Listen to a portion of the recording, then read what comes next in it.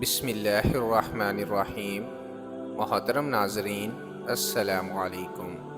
ناظرین، آج اس ویڈیو میں بات کریں گے کہ دل کا گناہ کیسے نصیب ہوتا ہے، اللہ تعالیٰ سے تعلق جوڑنے کے لیے کون سی دعا مانگیں اور روزانہ کیا عمل کریں۔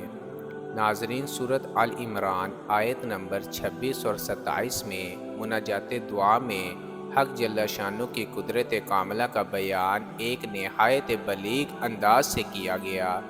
فرمایا، دنیا کی ساری طاقتیں اور حکومتیں سب ایک ذات پاک کے قبضہ قدرت میں ہے، عزت اور ذلت اسی کے ہاتھ میں ہے۔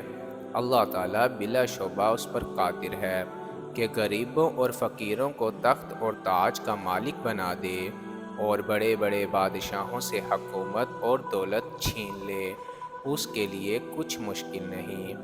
ناظرین، اس آیت کے ذریعہ ہمارے یقین میں اس بات کی مضبوطی پیدا کی گئی کہ جب عزت اور ذلت اللہ کے ہاتھ میں ہے، ہر خیر کا مالک اللہ تعالیٰ ہے، عہدہ اور منصب دینا اور چھین لینا اللہ تعالیٰ کے قبضہ قدرت میں ہے، تو ہم اللہ تعالیٰ کے ساتھ اپنا تعلق کیوں نہ جوڑیں، اپنی حاجت اللہ تعالیٰ سے کیوں نہ مانگیں، اللہ تعالیٰ کے حکم کو توڑ کر اللہ کو ناراض کیوں کریں۔ اس لیے پریشانی کی حالت میں ہم مایوس نہ ہوں کہ اب کیا ہوگا، بلکہ اللہ تعالیٰ سے تعلق قائم رکھیں، اپنے گناہوں پر توبہ کریں اور رو رو کر اللہ تعالیٰ سے مدد مانگیں۔ جس اللہ نے پہلے مدد کی، وہ اللہ آج بھی مدد کرنے پر قادر ہے۔ ناظرین، حدیث میں آتا ہے کہ رسول اللہ صلی اللہ علیہ وسلم کا ارشاد ہے کہ اللہ تعالیٰ فرماتے ہیں، اے ابن آدم، تو میری عبادت کے لیے فارغ ہو جا تو میں تیرے دل کو گناہ سے بھر دوں گا اور تیرے فقر کے دروازوں کو بند کر دوں گا، اور اگر تو ایسا نہیں کرے گا تو میں تیرا دل دنیا کے بھیڑیوں سے بھر دوں گا اور تیرے فقر اور فاقہ کو بھی دور نہیں کروں گا۔ یعنی دنیا میں اتنا نہیں ہونا چاہیے کہ ہر وقت دنیا ہی دنیا ہو، اللہ تعالیٰ سے تعلق ہی نہ ہو، عبادت چھوٹ جائے تو کوئی پرواہ نہ ہو۔ یہ غلط اور عقل مندی کے خلاف ہے، کیونکہ جب اللہ تعالیٰ نے فقر کے دور ہونے کا وعدہ اپنی فرما برداری میں رکھا ہے، تو پھر فقر دور کرنے کے لیے دوسرا راستہ اختیار کرنا کیسے درست ہو سکتا ہے؟ ناظرین، انسان اگر اللہ کی عبادت کے لیے وقت نہیں نکالے گا تو چاہے جتنا مال بھی جمع کر لے، اسے دل کا گناہ نصیب نہیں ہوگا۔ یعنی دل میں مال کی حرص بڑھتی جائے گی اور اس کی خاطر الجھنوں اور غم میں پڑا اپنی زندگی بے سکون کر دے گا اور محتاجی کا دروازہ بند نہیں ہوگا۔ جب دل گناہ ہوگا تو وہ مال صحیح مصروف میں خرچ کرے گا، اور اگر دل کا فقیر ہوگا تو وہ مال ضرورت کی جگہوں پر خرچ کرنے سے کترائے گا، یوں وہ مال اس کے دین اور دنیا کے کام نہیں آئے گا۔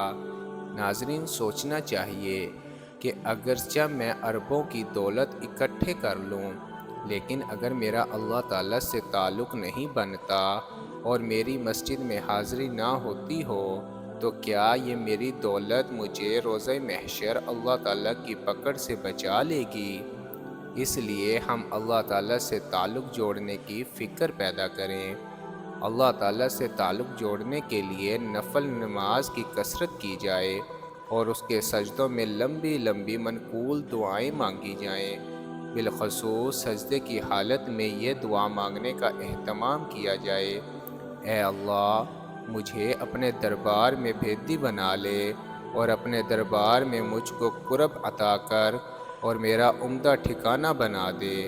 سجدہ کی حالت میں بندہ جتنا اللہ تعالیٰ سے قریب ہوتا ہے، اتنا کوئی اور موقع نہیں، اور سجدہ کی حالت میں اگر بندہ مذکور دعا مانگے جس میں قرب کا انتہائی اعلیٰ درجہ مانگا گیا، تو اس کا مطلب یہ ہوا کہ اے اللہ، ابھی تو قرب عطا کر دیا گیا کہ اپنی بارگاہ میں پیشانی ٹھکوا دی، لیکن مجھے ایسا قرب چاہیے کہ تیرے دربار میں حاضری کا ایک تامدہ باندھا رہے، کہ تیری بارگاہ میں آتا جاتا رہوں، کبھی ناگانا ہو۔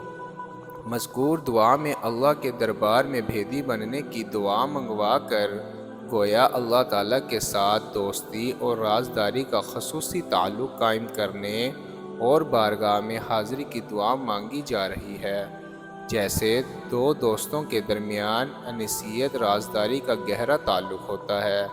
سجدہ کے علاوہ عام حالت میں بھی چلتے پھرتے مذکور دعا مانگتے رہیں۔ ناظرین، اللہ تعالیٰ سے تعلق جوڑنے کا ایک آسان عمل یہ ہے، رات کو سونے سے پہلے بستر پر بیٹھیں یہ سوچیں کہ آج کے دن مجھ سے کیا کیا گناہ ہو گیا۔ اگر کوئی گناہ نہیں ہوا تو اللہ کا شکر ادا کریں اور اسے اللہ کا فضل سمجھیے، اور اگر کوئی گناہ ہو گیا تو اسی وقت اللہ کے حضور شرمندہ ہو کر معافی مانگ لیں، آئندہ نہ کرنے کا عزم کر لیں، اور کسی کی حق تلفی ہوئی ہے تو اس سے بھی کسی طریقے سے فون وغیرہ کر کے معافی مانگ لیں۔ روزانہ یہ پابندی کر لیں، صرف 2 منٹ ہی تقریباً لگیں گے، لیکن انشاءاللہ زندگی میں انقلاب آ جائے گا اور دن بدن اللہ تعالیٰ سے تعلق بڑھتا چلا جائے گا۔ اللہ تعالیٰ ہمیں عمل کرنے کی توفیق نصیب فرمائے۔ ناظرین، دین کی بات پھیلانا صدقہ جاریہ ہے۔ ثواب کی نیت سے ویڈیو کو شیئر ضرور کیجیے۔ جزاک اللہ۔